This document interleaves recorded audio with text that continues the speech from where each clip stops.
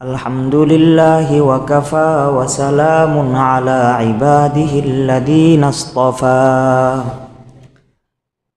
ওয়া বা'দু ফাআউযু বিল্লাহি মিনাশ শাইতানির রাজীম। বিসমিল্লাহির রহমানির রহিম। يا أيها الناس كلوا مما في الأرض حلالا طيبا ولا تتبعوا خطوات الشيطان إنه لكم عدو مبين. وقال الرب عز وجل يا أيها الذين آمنوا كلوا من طيبات ما رزقناكم واشكروا لله إن كنتم إياه تعبدون.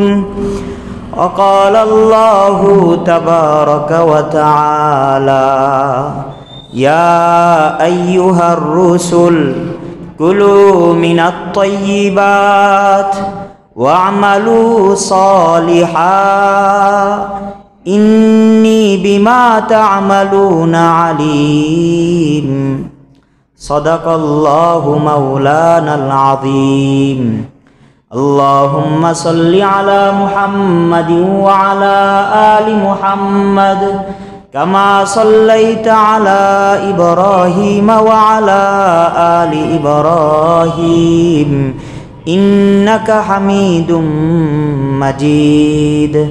اللهم بارك على محمد وعلى آل محمد كما باركت على إبراهيم وعلى آل إبراهيم إنك حميد مجيد.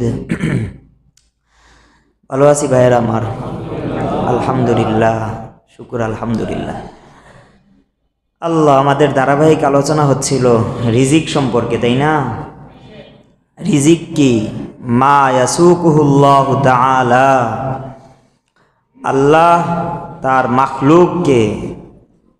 মাখলুকের প্রয়োজন মিটানোর জন্য যা যা ব্যবস্থা করেন সব কিছুর নামই হলো রিজিক।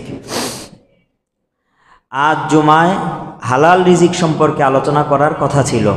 এই বিষয়কে সামনে রেখে আমি কোরআনে কারিমের 3টি আয়াত তেলাওয়াত করেছি।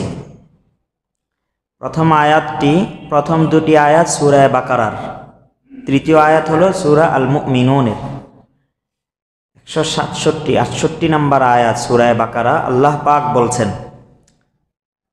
আয়াতের অর্থ থেকেই আলোচনা শুরু করছি। আল্লাহ বলছেন, ইয়া আইয়ুহান নাস, হে লোক সকল। নাস এর মাঝে মুমিনরাও শামিল, কাফের মুশরিক তারাও শামিল, অন্তর্ভুক্ত। ইয়া আইয়ুহান নাস, হে মানব কুল, মানুষ, কুলু, তোমরা খাও, আমি তোমাদেরকে যা দিয়েছি তাই খাও। তবে আমি তোমাদেরকে যা দিয়েছি তা দুইটা, একটা হলো পাক আর একটা হলো নাপাক। আল্লাহ বলেন, আমি তোমাদেরকে যে পাক রিজিক দান করেছি, মিন তাইয়্যিবাতি মা রাযাকনাকুম, আমি তোমাদেরকে যে পাক রিজিক দান করেছি তা খাও। ওয়া আমালু সালিহা, এবং তোমরা নেক কাজ করো। ওয়ালা তাত্তাবিউ খুতুওয়াতিশ শাইতান, শয়তানের পদাঙ্ক অনুসরণ করো না। ইন্নাহু লাকুম আদুউম মুবিন, কারণ শয়তান তোমাদের প্রকাশ্য শত্রু। তো আল্লাহ বললেন হালাল রিজিক খাওয়ার জন্য, হালাল রিজিক খাওয়ার আদেশ করেছেন, পাশাপাশি শয়তানের অনুসরণ করতে নিষেধ করেছেন। বুঝে আসলো হালাল রিজিক আমরা গ্রহণ করার ক্ষেত্রে বাধার কারণ হবে শয়তান। আল্লাহ বলে দিয়েছেন শয়তান কিন্তু তোমাদের বন্ধু নয়, শয়তান তোমাদের শত্রু। তাই বোকা মানুষও শত্রুর সাথে হাত মিলায় না। তোমরা যেন শয়তানের হাতে হাত রেখে হারাম পথে না বাড়াও। এটা প্রথম আদেশ, সবাইকে করেছেন। দ্বিতীয় 2-3-4 আয়াত পরেই আল্লাহ বলেছেন 72 নম্বর আয়াতে, ইয়া আইয়ুহাল্লাযীনা আমানু, প্রথমবার খেতাব করেছেন সাধারণ মানুষ হিসাবে, হে লোক সকল। দ্বিতীয়বার সম্বোধন করেছেন মুমিনদেরকে, ইয়া আইয়ুহাল্লাযীনা আমানু, হে ওই লোক সকল যারা আমার উপর ঈমান এনেছ, আমি আল্লাহকে বিশ্বাস করো, তোমাদেরকে বলছি, কুলু মিন তাইয়্যিবাতি মা রাযাকনাকুম, তোমরা আমি আল্লাহর দেয়া নেয়ামত, আমি আল্লাহর দেয়া রিজিকি খাও, তবে তার থেকে ভালো উত্তম পবিত্রটা খাও। আল্লাহ পবিত্রতা খাবো, আর কি করব? আল্লাহ বলেন ওয়াশকুরু লিল্লাহ, এবং আমি আল্লাহর কৃতজ্ঞতা আদায় করো। কেন আল্লাহ পাশাপাশি দুইটার আদেশ করলেন? মানে আমি হালাল রিজিক খাওয়ার জন্য সহায়ক হবে যদি আমি আল্লাহ পাকের শুকুর আদায় করি। যত বেশি শুকুর আদায় করব, তো আল্লাহ পাক হালাল রিজিকের ব্যবস্থা আমাকে তত সহজভাবে করবেন। প্রথম আয়াতে বলেছেন হালাল খাও, শয়তানের অনুসরণ করো না, শয়তানের অনুসরণ বাদ দিলে হালাল খাওয়া সহজ হবে। দ্বিতীয় আয়াতে বললেন হালাল খাও, শুকুর আমার কৃতজ্ঞতা আদায় করো। বুঝে আসলো কৃতজ্ঞতা যত বেশি আদায় করা হবে, হালাল রুজির ব্যবস্থা তত বেশি সহজ হবে। তৃতীয় নাম্বার আয়াত আপনাদেরকে শুনিয়েছি, সূরা মুমিনুনের 51 নম্বর আয়াতে আল্লাহ বলেন ইয়া আইয়ুহার রুসুল। এখন সম্বোধন করে আল্লাহ সাধারণ মানুষদেরকেও না, সম্বোধন করছেন আল্লাহ মুমিনদেরকেও না, আখসুল খাওয়াস রসুলদেরকে, নবীদেরকে। আল্লাহ নবীদেরকে সম্বোধন করে বলেন ইয়া আইয়ুহার রুসুল কুলু মিনাত তাইয়্যিবাত, হে নবীগণ তোমরাও পবিত্র খাবার খাও, আহার করো। আর কি করবা? ওয়ামালু সলিহা, নেক কাজ বেশি বেশি করো। তাহলে 3টা আয়াতের সম্বোধিত ব্যক্তি 3 রকমের। প্রথম আয়াতে সাধারণ মানুষ, দ্বিতীয় আয়াতে মুমিনগণ, তৃতীয় আয়াতে নবীগণ। এবং 3টা আয়াতে আল্লাহ পাক প্রথম আদেশ করেছেন হালাল খাবারের। প্রথম আদেশ কিসের? আর এর পাশাপাশি এক একটা করে যুক্ত করেছেন। প্রথম আয়াতে যুক্ত করেছেন হালাল খাও, শয়তানের অনুসরণ করো না। দ্বিতীয় আয়াতে যুক্ত করেছেন হালাল খাও, শুকরিয়া আদায় করো। তৃতীয় আয়াতে যুক্ত করেছেন হালাল খাও এবং নেক কাজ বেশি বেশি করো। তাহলে এখানে নেক কাজ বেশি বেশি করার কথা কেন বললেন? আল্লাহ বুঝাতে চান আমি তো নেক বান্দাদেরকেই ভালোবাসি, জান্নাত তো নেক বান্দাদের জন্যই তৈরি করে রেখেছি। নেক বান্দা কারা জানো? যারা নেক কাজ বেশি করে। আর নেক কাজ বেশি করা সম্ভব হবে কিভাবে? বলে কুলু মিনাত তাইয়্যিবাত, পবিত্র খাবার খাওয়ার মাধ্যমে। আল্লাহু আকবার। তো আমরা শয়তানের অনুসরণ ছাড়বো, হালাল খানা খাওয়া আমাদের জন্য সহজ হবে। আমরা আল্লাহ পাকের যতটুক আমার ভাগ্যে জুটেছে শুকরিয়া আদায় করব, আমার হালাল খাবার খাওয়া সহজ হবে। আর আমি যত বেশি হালাল খাবো, নেক কাজ আমার দ্বারা করা তত সহজ হবে। আল্লাহ আমাকে নেক কাজ করিয়ে নেবেন। আমি আপনাদেরকে 3 আয়াতের শেষের যে 2টি আয়াত তেলাওয়াত করেছি, আমাদের নবীজি সাল্লাল্লাহু আলাইহি ওয়াসাল্লামও একবার সাহাবীদেরকে রিজিক সম্পর্কে আলোচনা করতে গিয়ে 2টি আয়াত একসাথে পাঠ করেছেন। হযরত আবু হুরায়রা রাদিয়াল্লাহু তাআলা আনহুর বর্ণনা, তিনি বলেন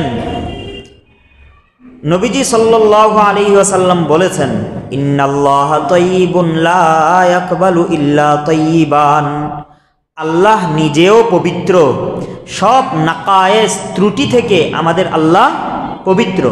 ইন্নাল্লাহা তাইয়্যিবুন লা ইয়াকবালু ইল্লা তাইয়্যিবান, আল্লাহ নিজে পবিত্র, আল্লাহ যা পবিত্র শুধু তাই গ্রহণ করেন। অপবিত্র কোনো দোয়া, অপবিত্র কোনো আমল, অপবিত্র কোনো ব্যক্তিকে আল্লাহ গ্রহণ করেন না। এই কথাটা বলে দলিল স্বরূপ নবীজি পরে 2টি আয়াত তেলাওয়াত করেছেন। 2 আয়াতের পূর্বে নবীজি রিজকে হালালের গুরুত্ব দিতে গিয়ে বলেছেন ওয়া ইন্নাল্লাহা আমারাল মুমিনিন বিমা আমারা বিহিল মুরসালিন, আল্লাহ এমন একটি বিষয়, যে বিষয়টা আল্লাহ মুমিনদেরকেও আদেশ করেছেন, নবীদেরকেও আদেশ করেছেন। নবীজি বলতেন বলছেন যে আল্লাহ এমন একটি বিষয় যেটা মুমিনদেরকে আদেশ করেছেন, সে বিষয়টাই শুধু মুমিন না নবীদেরকেও আদেশ করেছেন। তারপর নবীজি তেলাওয়াত করেছেন সূরা মুমিনুনের আয়াত, ইয়া আইয়ুহার রাসূল কুলু মিনাত তাইয়্যিবাত ওয়া আমালু সালিহা ইন্নী বিমা তা'মালুনা আলীম। وقال يا أيها الذين آمنوا كلوا من طيبات ما رزقناكم। এই দুই আয়াত তেলাওয়াত করেছেন। দুই আয়াতের মাঝে দেখেন আল্লাহ পাক মিন তয়্যিবাত এই পবিত্র খাবারের আদেশটা নবীদেরকে করেছেন না, হুবহু সেই আদেশটাই আবার মুমিনদেরকে করেছেন। নবীজি বুঝাতে চাচ্ছেন যে হালাল খাবারের গুরুত্ব কেমন দেখো। সাধারণ মুমিন তো বটেই, নবীদেরকেও পর্যন্ত হুঁশিয়ারি, তোমরা কিন্তু অপবিত্র খাবার খাবে না, অপবিত্র ভাবে চলবে না। তোমাদের জবান যেমন পবিত্র থাকবে, তোমাদের অঙ্গ প্রত্যঙ্গ তেমন পবিত্র থাকবে, তোমাদের আহারটাও তেমন পবিত্র যেন হয়। তারপর দুই আয়াতের তেলাওয়াতের পর নবীজি সাল্লাল্লাহু আলাইহি ওয়াসাল্লাম যাকারার রাজুল ইউতিলুস সাফার আকবার আশআসা ইয়ামুদ্দি ইয়াদাই ইয়াকুলু ইয়া রাব্বি ওয়া মাতআমুহু হারামুন ওয়া মালবাসুহু হারামুন ওয়া মাশরাবুহু হারাম ফাআন্না ইউস্তাজাবু লিযালিক।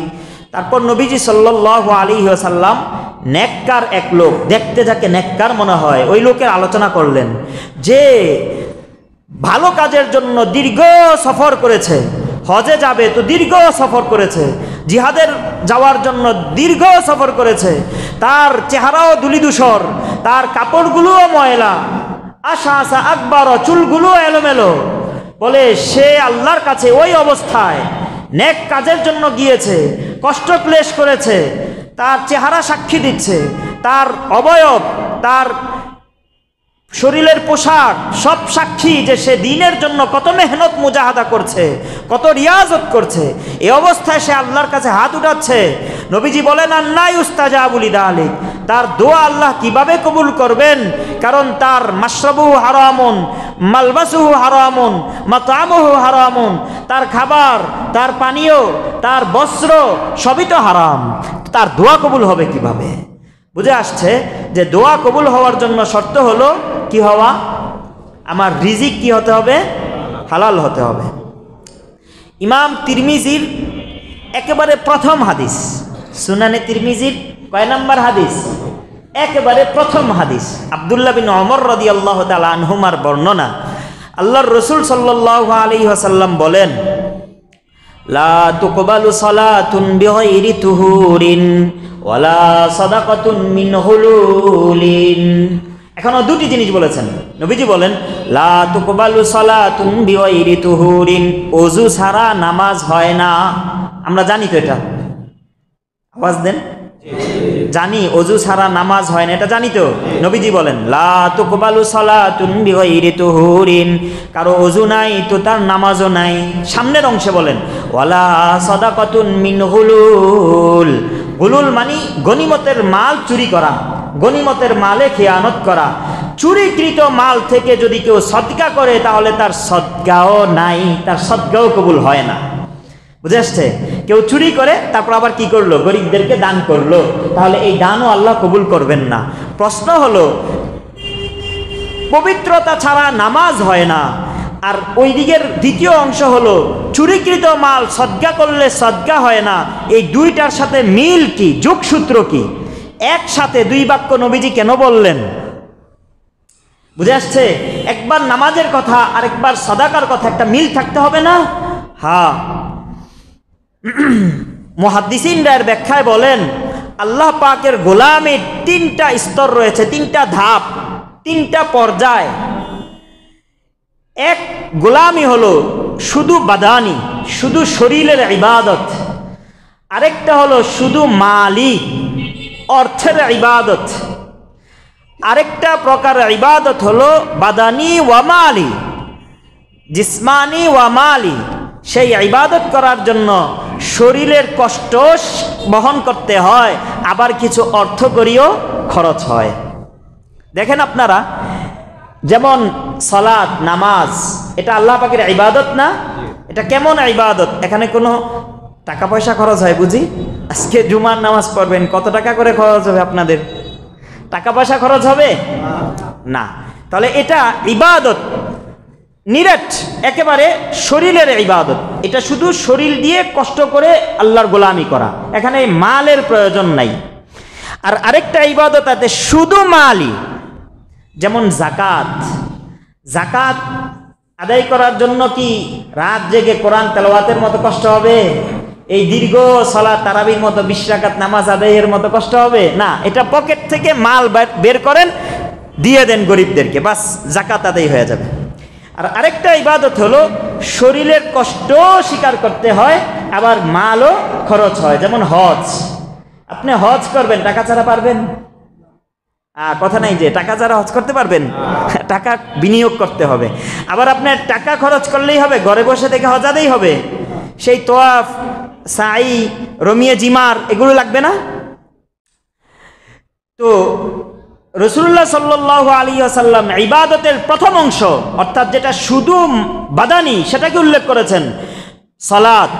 নবীজি বলেন নামাজ এটা শুধু শরীরের ইবাদত, এটা যেমন পবিত্রতা ছাড়া আল্লাহ গ্রহণ করেন না, তেমন সাদাকা এটা হলো মালি ইবাদত, এটাও তেমন আল্লাহ পাক পবিত্রতা ছাড়া গ্রহণ করেন না। নামাজ ওযু ছাড়া হয় না, এটা সবাই জানে, কিন্তু আমার দান সদকা এটাও যে পবিত্রতা ছাড়া হবে না, এটা অনেকেই খেয়াল করে না। নবীজি দুটিকে একসাথে মিলিয়ে বলেছেন, এই বুঝতেছো, তোমাদের নামাজ যেমন ওযু ছাড়া হয় না, তোমাদের মালও কিন্তু ওযু, মালের ওযু, মালও কিন্তু পবিত্রতা ছাড়া আল্লাহ গ্রহণ করবেন না। আচ্ছা, নামাজের জন্য পবিত্রতা শর্ত। আমার কাপড়টা পবিত্র হতে হবে, আমার শরীরটা পবিত্র হতে হবে, আমি যেই জায়গায় নামাজ পড়ছি সেই জায়গাটাও কি হতে হবে? পবিত্র হতে হবে, তাই না? এখন আমার জায়গাও পবিত্র, আমার কাপড়ও পবিত্র, আমার শরীরে কোনো নাপাকি নাই, আমি আতর মেখে নামাজে দাঁড়ালাম, কিন্তু অজু করি নাই, আমার নামাজ হবে? কেন অজু করি নাই? আমার তো পেশাব পায়খানা বের হয়েছে, ওই জায়গা তো আমি ধুয়েছি, শরীর তো আমার দেখতে নাপাকি নাই, তারপরেও আমার নামাজ হচ্ছে না কেন? অজু নাই। অর্থাৎ বোঝা গেল শরীরে নাপাক থাকলে, পায়খানা লেগে আছে আমার কাপড়ে, সবাই বলবে ভাই আপনি যত নামাজই পড়েন নামাজ কবুল হবে না, কারণ আপনার শরীরে, আপনার কাপড়ে, আপনার জায়গায় নাপাক লেগে আছে। এটা হলো বাহ্যিক নাপাকি।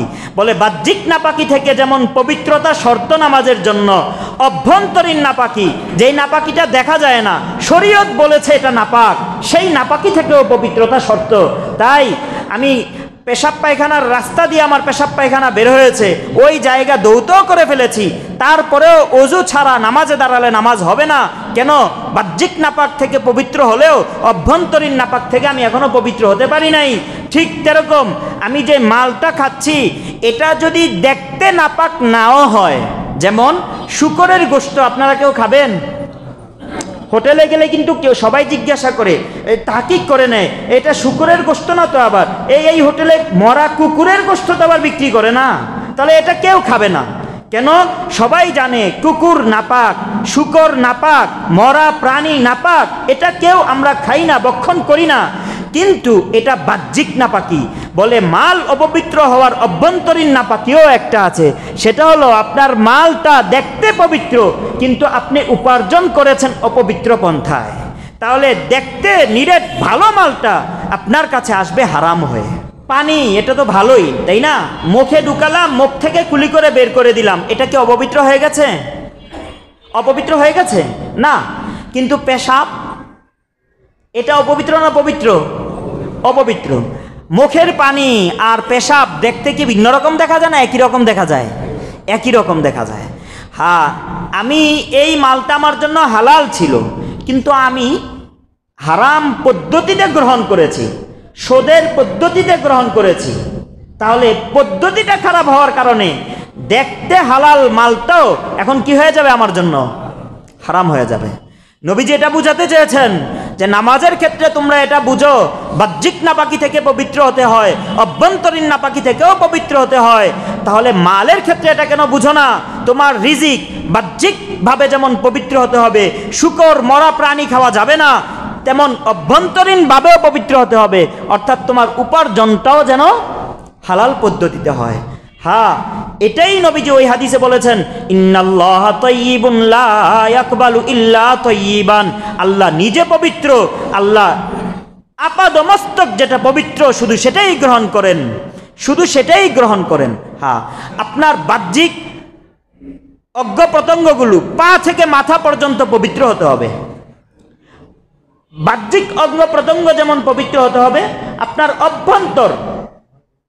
অভ্যন্তরের প্রতিটা অঙ্গ প্রত্যঙ্গ, আপনার হাড্ডি, আপনার গোশত, আপনার রক্ত মাংস, এগুলোও পবিত্র হতে হবে।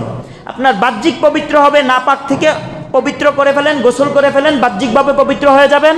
আপনার অভ্যন্তরের শিরা উপশিরাগুলো পবিত্র হবে কিভাবে? আপনি হারাম খানা বর্জন করেন, আপনি পবিত্র হয়ে যাবেন। আল্লাহর রসুল বলেন এতটুকু হলেও চলবে না, আপনার অন্তরটাও পবিত্র হতে হবে, কলবে সালিম। আর অন্তর পবিত্র হবে কিভাবে? বলে শিরকের নাপাকি থেকে অন্তরকে পবিত্র করো, হাসাদ, রিয়া, কিবির, এই অপবিত্র গুণ থেকে তোমার অন্তরকে পবিত্র করো, তোমার অন্তর পবিত্র হয়ে যাবে। তাহলে অন্তর পবিত্র হওয়ার মাধ্যম, আমি শিরিক কাজ করব না, আমি মন্দ সিফাত, মন্দ গুণগুলো থেকে, এই যে হিংসা করা, এই পরনিন্দা করা, পরচর্চা করা, গীবত করা, অহংকার করা, এগুলো থেকে আমি নিজেকে পবিত্র করে নিব, আমার অন্তর পবিত্র হয়ে যাবে। এই যে আমার ভিতরের হাড্ডি গোশতগুলো, এগুলোও পবিত্র হয়ে যাবে কখন? আমি যদি হারাম ভক্ষণ বর্জন করে নিই। অন্যথায় আমার অভ্যন্তরটা, এটা জান্নাতের জন্য না, এটা জাহান্নামের জন্য উপযুক্ত হয়ে যাবে।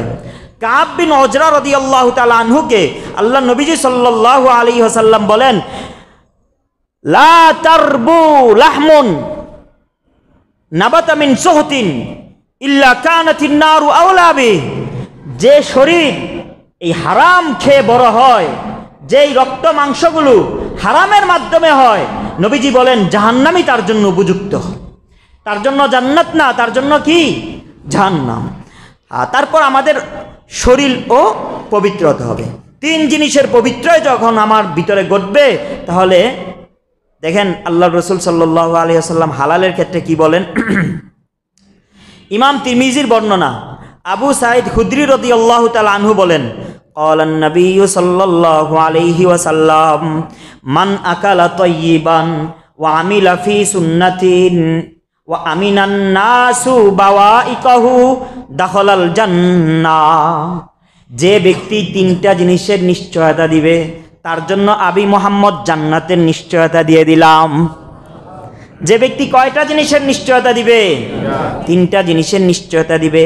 আমি মুহাম্মদ তার জন্য কয়টা জিনিসের নিশ্চয়তা দিলাম? জান্নাতের নিশ্চয়তা দিয়ে দিলাম। আর কি লাগে? মান আকালা তাইয়িবান, এক নাম্বার, যে পবিত্র খানা খায়। মান আকালা তাইয়িবান, যে কি কেমন খাবার খায়? পবিত্র খাবার খায়।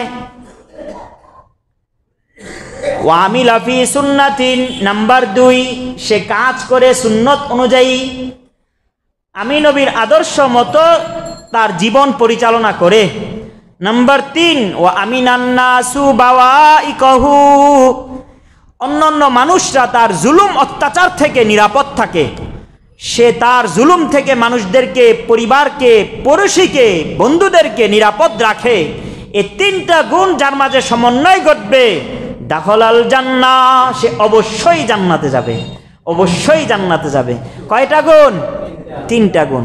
সাহাবীরা বলেছেন, এই গুণ তো এখন ইয়া রাসূলুল্লাহ ইন্নাহু লাকাসীরুন, এটা তো এখন অনেক মানুষের মাঝে এই তিন গুণ পাওয়া যাবে। নবীজি বলেন, তোমাদের মাঝে অবশ্যই এখন অনেক বেশি পাওয়া যাচ্ছে। ওয়া সায়াকুনু মিন বাদি, এই গুণওয়ালা মানুষ আমি মুহাম্মদ চলে যাওয়ার পরেও পাওয়া যাবে। আল্লাহু আকবার। মানে নবীজি বুঝাতে চান, নবীজির অবর্তমানের উম্মত আমরা যারা হব, আমাদের মাঝেও এই তিন গুণ বিশিষ্ট মানুষ পাওয়া যাবে। আমরা দোয়া করি আল্লাহ আমাদেরকেও যেন এই তিন গুণওয়ালা বানায় নেন, আমরা যেন এই তিন গুণ বিশিষ্ট হয়ে যেতে পারি। হ্যাঁ, মনে থাকবে তো, আমরা কত কিছুই তো গুণে গুণে স্মরণ রাখি। নবীজি যখন গুণে গুণে জান্নাতীদের বর্ণনা দেন, এগুলো স্মরণ রাখতে ভুল করি, অলসতা দেখাই। মনে থাকবে তো, জান্নাতীদের কয়টা গুণ বলা হলো এই হাদিসে? তিনটা গুণ। গুণে গুণে স্মরণ রাখবো। ইমাম আহমদ বিন হাম্বলের বর্ণনা, হযরত আব্দুল্লাহ বিন আমর ইবনুল আস রাদিয়াল্লাহু আনহুমা, উনি বলেন, ক্বালান নাবিয়্যু সাল্লাল্লাহু আলাইহি ওয়াসাল্লাম আরবাউন ইযা কুন্না ফীকা ফালা তুবালি মা ফাতাকা মিনাদ দুনিয়া। তোমার মাঝে যদি 4 গুণের সমন্বয় ঘটে, তুমি দুনিয়ার সৌভাগ্যবান, দুনিয়ার অন্য যা কিছু তোমার থেকে ফৌত হয়ে যাক তো যাক না, তুমি দুনিয়ার আর কিছু পাইলা বা পাইলা না, আমি মুহাম্মদ সাক্ষী দিচ্ছি তুমি দুনিয়ার মাঝে সবচেয়ে বড় সৌভাগ্যবান। কয় জিনিসের সমন্বয় ঘটলে? 4 জিনিসের সমন্বয় ঘটলে। হিফজু আমানাতিন ওয়া সিদকু হাদিসিন ওয়া হুসনু খলিকাতিন ওয়া ইফফাতুন ফি তুমাতিন। হিফজু আমানাতিন, তোমার মাঝে যখন বিশ্বস্ততা পাওয়া যাবে, লেনদেনের ক্ষেত্রে তুমি আমানতদার, বিশ্বস্ত। সিদকু হাদিসিন, কথার মাঝে সত্যবাদিতা আছে তোমার, যখন কথা বলো তো সত্য বলো। হুসনু খলিকাতিন, তোমার আচরণ এটা শোভনীয়, সুন্দর, মনোরম। আর কি? ওয়াইফাতুন ফি তুমাতিন, তোমার খাবারটা পবিত্র। এই 4টা জিনিস যদি তোমার মাঝে পাওয়া যায়, ফালা তুবালি মা ফাতাকা মিনাদ দুনিয়া, দুনিয়ার কি আসলো আর কি গেল এক্ষেত্রে পরোয়া করো না।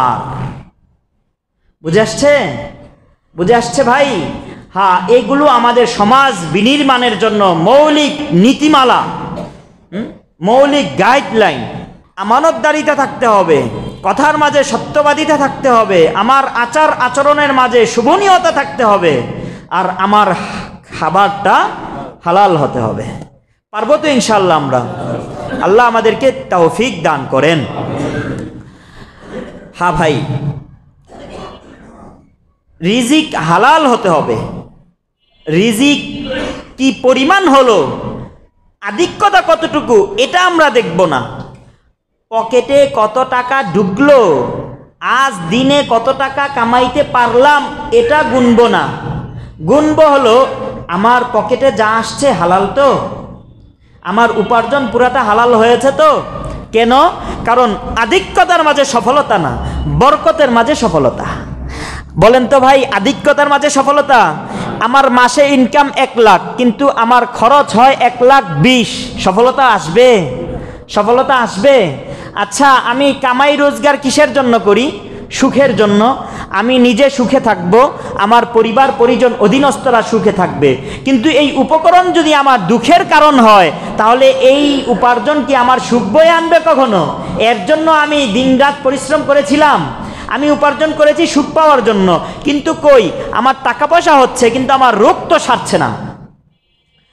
আমার টাকা পয়সা হচ্ছে, আমি এখন আরামে ঘুমাবো, কিন্তু টাকা পয়সার এত বেশি, এর কারণে এখন আমার ঘুম আসছে না।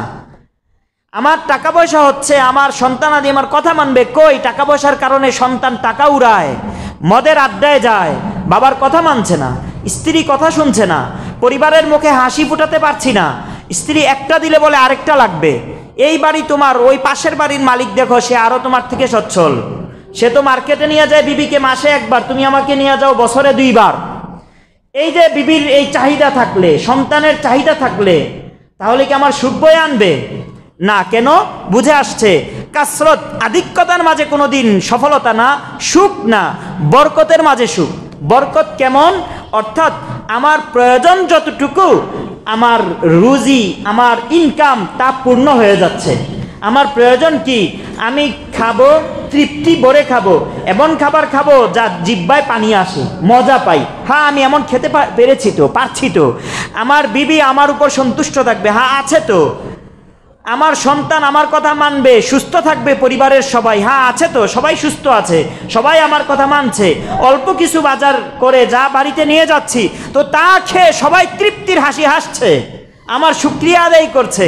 আহা, এর মতো সুখের নীড় ওই সে থাকুক না ডেরা ঘরেতে, সে থাকুক না কুড়ে ঘরেতে, তার ঘরে পড়ুক না বৃষ্টির পানি, তবুও তার ঘর হলো সুখের রাজ্য। খওলা বিনতে কায়েস রাদিয়াল্লাহু তাআলা আনহা, নবীজি সাল্লাল্লাহু আলাইহি ওয়াসাল্লামের অন্যতম সাহাবী, উনি বলেন, সামিআতু রাসূলুল্লাহি সাল্লাল্লাহু আলাইহি ওয়াসাল্লাম ইয়াকুল, ইন্না হাদাল মাল খাদিরাতুন হুলওয়া ফামান আখাযাহু বিহাক্কিহি বুরিকা লাহু ফীহি। এই যে দুনিয়া, ধন সম্পদ, এটা চাকচিক্যময়, এটা সবুজ শ্যামল, এটা শোভনীয়। খদিরাতুন হুলওয়া, এবং এটা মিষ্ট, এটা মধুময়। ফামান আখাযাহু বিহাক্কিহি, যে এই দুনিয়াকে গ্রহণ করে কিন্তু তার প্রয়োজন অনুসারে এবং সঠিক পদ্ধতিতে, বুরিকা লাহু ফিহি, নবীজি বলেন তার মালের মাঝে বরকত দেওয়া হবে। বরকত দিবেন কে? আল্লাহ। এটাই বলেছি, হালাল রিজিক অন্বেষণ করেন। হালাল রিজিকের অন্যতম আরেক ফায়দা হলো আপনার রিজিক, আপনার মালের মাঝে বরকত ঢুকিয়ে দেওয়া হবে। নবীজি বলেছেন বুরিকা লাহু ফিহি, তার এই অল্প মালের মাঝেই বরকত দেওয়া হবে। ওয়ারুব্বা মুতাখাউযিদিন ফিমা শাআত বিহি নাফসুহু মিন মালিল্লাহি ওয়া রাসূলিহি লাইসা লাহু ইল্লান নার। কিন্তু কেউ কেউ এমন মানুষ পাবে তোমরা, যারা মাল উপার্জন করবে ফিমা শাআত বিহি নাফসু, তার প্রবৃত্তির চাহিদা অনুযায়ী। নবীজি বলেন এই মালটা তো আল্লাহর রসুলের, কিন্তু সে অর্জন করেছে তার চাহিদা অনুযায়ী, বলে তার এই মাল তার জাহান্নামে যাওয়ার কারণ হবে। আর যেই মাল সে গ্রহণ করবে আল্লাহর রসুলের বাতলানো পদ্ধতি অনুযায়ী, তার মাল দুনিয়াতে তার বরকতের কারণ হবে। দুনিয়াতে তার কিসের কারণ হবে? বরকতের কারণ হবে। তাই দেখতে আধিক্য এটা না, বরং আমরা সবাই দোয়া করব নবীজির শিখানো দোয়া। নবীজি দোয়া করতেন আল্লাহুম্মা গফিরলি যামবি ওয়া ওয়াসসি'লি ফি দারি ওয়া বারিকলি ফি রিজকি। আল্লাহ আমার গুনাহগুলো মাফ করে দেন, আল্লাহ আমার বাসস্থানের সুন্দর ব্যবস্থা করে দেন, আয় আল্লাহ আমার রিজিকের মাঝে আপনি বরকত দান করেন। দোয়া করব কি দোয়া? আমার রিজিক বাড়ায়া দেন। এটা 1000 আছে, আরেক 1000 দেন, এটা কথা বলে না। এই দোয়া করব না, বরং বলবো আল্লাহ হালাল রিজিকের মাঝে বরকত দান করেন। আল্লাহুম্মা বারিকলি ফি রিজকি। এটা কে দোয়া করতেন? নবীজি সাল্লাল্লাহু আলাইহি ওয়াসাল্লাম। হালাল রিজিক দেখতে কম হলো, এর মাঝেই সুখ। আমাদের নবীজি সাল্লাল্লাহু আলাইহি ওয়াসাল্লামের আরেক সাহাবী আবু উমামা আল বাহিলি রাদিয়াল্লাহু তাআলা আনহু বলেন, আমাদের নবীজি সাল্লাল্লাহু আলাইহি ওয়াসাল্লাম বলতেন যে আমার বন্ধুদের মাঝে কিছু বন্ধু এমন আছে যাদেরকে নিয়ে আমি নবী মুহাম্মদ ঈর্ষা করি। আপনি কাকে নিয়ে ঈর্ষা করবেন বলেন তো? যে আপনার থেকে ছোট, যে আপনার থেকে সম্মানে কম, তাকে নিয়ে? না যে আপনার মতো হয়েও আপনার থেকে আগে বেড়ে যেতে চায়, তাকে নিয়ে? নবীজি বলেন ইন্না মিন আউলিয়াই মান আগবাতু ইন্না আগবাতু আউলিয়াই লা মুমিনুন। আমার বন্ধুদের মাঝে সে বন্ধু আমার ঈর্ষণীয় ওই মুমিন, লা মুমিনুন খাফিদুল হাযুন, যার পিঠটা না হালকা। পিঠ হালকা দ্বারা উদ্দেশ্য হলো তার সম্পদও কম, তার জনশক্তিও কম। আমরা সমাজে দাপট দেখাই দুই কারণে। একটা হলো টাকা পয়সা বেশি, আরেকটা হলো টাকা পয়সা না থাকলেও তার গোষ্ঠী বেশি, জনবল বেশি। আমাকে কিছু বললে চাচা আছে, বাবা আছে, ভাই ব্রাদারের অভাব নাই, পুরা গোষ্ঠী সহ আসবে। তো নবীজি বলেন তার কোনো গোষ্ঠীও নাই, ওই হালকা, তার জনবলও নাই, তার মালও নাই। লা মুমিনুন খাফিদুল হাদ, তার পিঠটা না হালকা, মালও কম, জনবলও কম, কিন্তু যু হাদ্দিম মিনাস সালাহ, তার অনেক বেশি নামাজ, সে নামাজ পড়ে, অনেক বেশি নামাজ পড়ে। আর কি করে? আহসানা ইবাদাতা রাব্বিহি ওয়া আতাআহু ফিসসির, মানুষের সামনে যেমন সে আল্লাহ পাকের ইবাদত করে খুব সুচারু রূপে সুন্নাহ অনুযায়ী, আড়ালেও, পর্দার আড়ালেও, নিশি রাতেও সে আল্লাহ পাকের ইবাদত করে খুব সুচারুভাবে সুন্নাহ অনুযায়ী। গামিদুন ফিন নাস লা ইউশারু ইলাইহি বিল আসাবি, সে মানুষের মাঝে অখ্যাত, প্রসিদ্ধ না। এমন না যে মানুষ তার দিকে আঙ্গুল ইশারা দিয়ে বলে ওই যে রে উমুক আসতেছে, খুব দানবীর, ওই যে রে উমুক আসতেছে, আরে আমাদের এলাকার সবচেয়ে দাপটশীল। এমন আঙ্গুল ইশারা করে তার দিকে কেউ ইশারাও করে না, খুব বুজুর্গ, ইশারাও করে না, এই অখ্যাত অপ্রসিদ্ধ একটা লোক।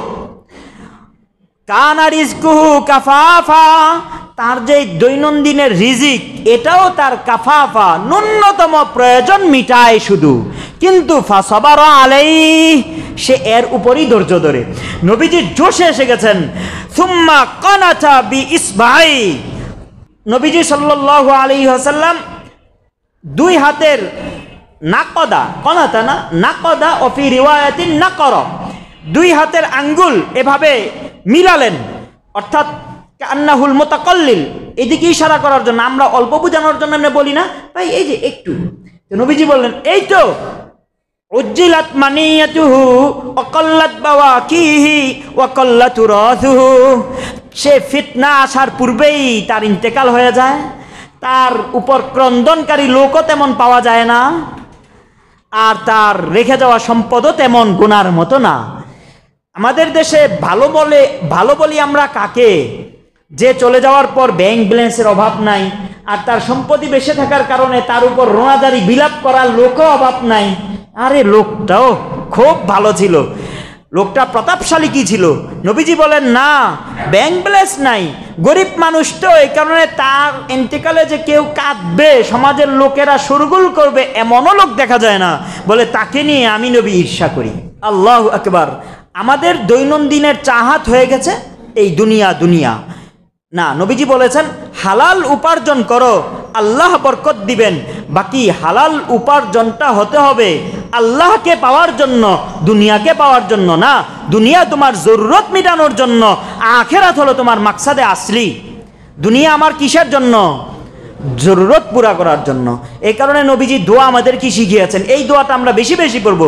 নবীজি বলতেন, শিখাতেন, নবীজি নিজে দোয়া করতেন। আব্দুল্লাহ ইবনে ওমর রাদিয়াল্লাহু আনহুর বর্ণনা, উনি বলেন কল্লামা ইয়াকুমু রাসূলুল্লাহ সাল্লাল্লাহু আলাইহি ওয়াসাল্লাম মিন মাজলিসিন হাত্তা ইয়াদউ লি আসহাবিহি বিহাউলাই দাওয়াত, নবীজি মজলিস থেকে খুব কমই উঠতেন, তবে সাহাবীদের জন্য এই দোয়া নবীজি করে তারপর মজলিস থেকে উঠতেন। লম্বা দোয়া, শেষে আসছে আল্লাহুম্মা লা তাজআলিদ দুনিয়া মাবলাগা হাম্মিনা, আল্লাহুম্মা লা তাজআলিদ দুনিয়া মাবলাগা হাম্মিনা ওয়ালা মাবলাগা ইলমিনা ওয়ালা গায়াতা মাকসাদিনা রগবাতিনা। আয় আল্লাহ, দুনিয়াটা আমাদের জন্য যেন চিন্তার কারণ না হয়, শুধু দুনিয়াটাই আমাদের জন্য চিন্তার কারণ। সারাক্ষণ আমরা ভাবি তো দুনিয়া নিয়েই ভাবি। আল্লাহ, আমাদের এলেম যেন শুধুমাত্র দুনিয়া কেন্দ্রিক না হয়, অর্থাৎ আমরা যা জানি শুধু দুনিয়া নিয়েই জানি, আখিরাত নিয়ে জানার কোনো ফিকির করি না, আখিরাত নিয়ে চিন্তা করার কোনো ফিকির করি না। আল্লাহ, আমাদের আশা, আমাদের আকাঙ্ক্ষা এটা যেন শুধুমাত্র দুনিয়া কেন্দ্রিক না হয়। ওয়ালা রগবাতা ওয়ালা গায়াতা রগবাতিনা, আমাদের আশা যেন চূড়ান্ত পর্যায়ের আশা শুধুমাত্র দুনিয়া না হয়, আখিরাত নিয়ে হয়। বুঝে আসছে তো কথা ভাই? আমি কি কথাগুলো বুঝাতে পারলাম? হ্যাঁ, স্মরণ রাখবেন, রিজিক হালাল হতে হবে, রিজিক হালাল হতে হবে, রিজিক হালাল হতে হবে। কারণ কিয়ামতের দিন রিজিক এর সম্পর্কে জবাব দেওয়া ছাড়া আমি আল্লাহর আদালত থেকে মুক্তি পাবো না, আমি আল্লাহর কাঠগড়া থেকে মুক্তি পাবো না।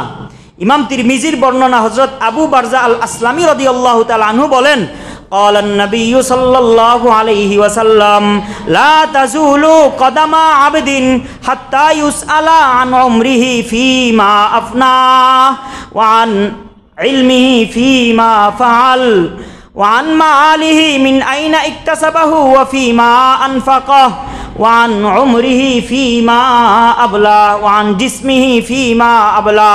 আল্লাহর নবীজি বলেন, কোনো ব্যক্তি 5 প্রশ্নের জবাব দেওয়া ছাড়া কিয়ামতের দিন তার কদম নড়াতে পারবে না। 1 নাম্বার, তোমাকে জীবন দিয়েছিলাম, তুমি জীবনকে কোন পথে বিলীন করেছ? তুমি তোমার জীবনের প্রতিটা সময়কে কি কাজে শেষ করেছ বলে যাও। নাম্বার 2, তোমাকে ইলম দিয়েছিলাম, এই ইলম অনুযায়ী তুমি কি কি কাজ করেছ? ইলম অনুযায়ী তুমি কি আমল করেছ? জুমার বয়ানে তো শুনেছিলা, ইলম তো হয়েছিল, জেনেছ, আমল করেছিলে? এই প্রশ্নটা আসবে সেদিন। নাম্বার 3, ওয়ান মালিহি, সম্পদ সম্পর্কে জিজ্ঞাসা করা হবে, কিভাবে তা উপার্জন করেছ, উপার্জনের পথ কি তাও সঠিক হতে হবে, আবার কোন পথে তা ব্যয় করেছ, তোমার ব্যয়ের খাত কি তা সম্পর্কেও তোমাকে জিজ্ঞাসিত করা হবে। ওয়ান জিসমিহি ফিমা আবলা, তোমার শৈশব, কৈশোর, যৌবন, পৌরত্ব, বার্ধক্য পেরিয়ে তুমি আমার কাছে এসেছ। এই যে তোমার জীবনের, তোমার শরীরের বহু ধাপ, ক্যালসিয়াম ছিল এক সময়, আবার এক সময় ক্যালসিয়ামের ট্যাবলেট খেতে হয়েছে। তো শরীরের এই বহু ধাপ পরিবর্তন করে তুমি যে শরীরকে শেষ করেছ, নিঃশেষ করেছ, কি কাজে শেষ করেছ বলে যাও। যে 5 প্রশ্নের জবাব দেওয়া ছাড়া আমি আপনার কারো উপায় নাই। আল্লাহ আমাদেরকে তৌফিক দান করেন, হালাল খাবার খাওয়ার তৌফিক দান করেন। হারাম সম্পর্কে ইনশাল্লাহ আগামী জুমা এবং হালাল উপার্জন আমরা কিভাবে করব, হারাম থেকে কিভাবে বাঁচব, আর কি কি পদ্ধতিতে আমাদের হালাল খাবারগুলো হারাম হয়ে যায় আমাদের জানা অবস্থায়, কখনো বা আমাদের না জানা অবস্থায়, এ নিয়ে আলোচনা করব ইনশাআল্লাহ। আল্লাহ তৌফিক দান করেন। সুবহানাকাল্লাহুম্মা